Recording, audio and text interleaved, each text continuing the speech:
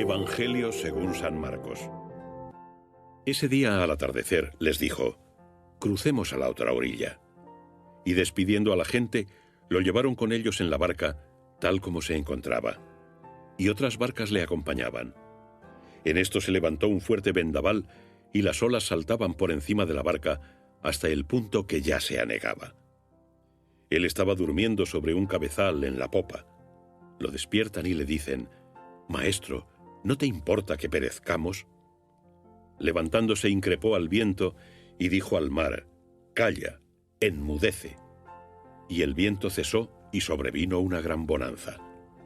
Y les dijo: «¿Por qué tenéis miedo? ¿Todavía no tenéis fe?».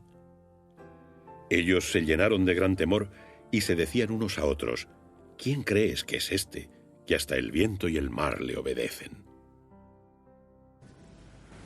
Hay dos palabras que llaman la atención en el Evangelio de hoy, tomado del capítulo 4 de San Marcos. La palabra importa y la palabra cobardes.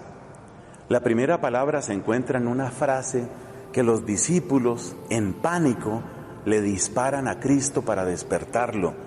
¿No te importa que nos hundamos? Y digo que esa palabra es bien importante porque yo creo que es la palabra que muchas personas quisieran decirle a Dios. ¿No te importa lo que me está pasando? Estoy muy enfermo. ¿No te importa que yo esté enfermo? Me he quedado sin trabajo. Hay injusticias que se cometen contra mí.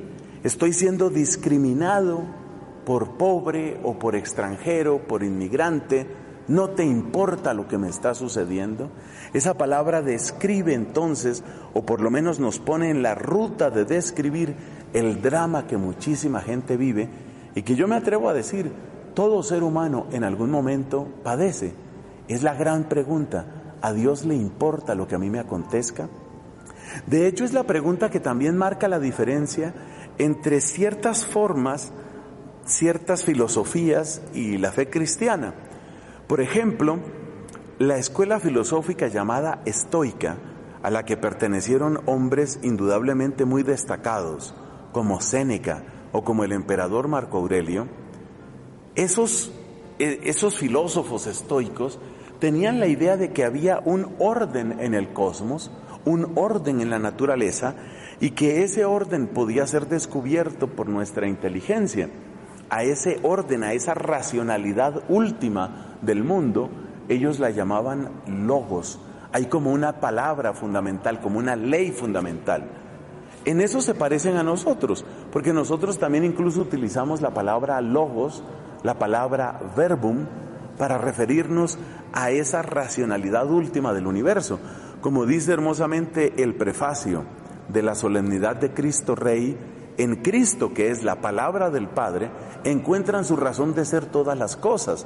O sea que, lo mismo que los estoicos, también nosotros creemos que hay un logos último, hay un logos que marca la racionalidad, la posibilidad de comprender la historia humana y la naturaleza misma.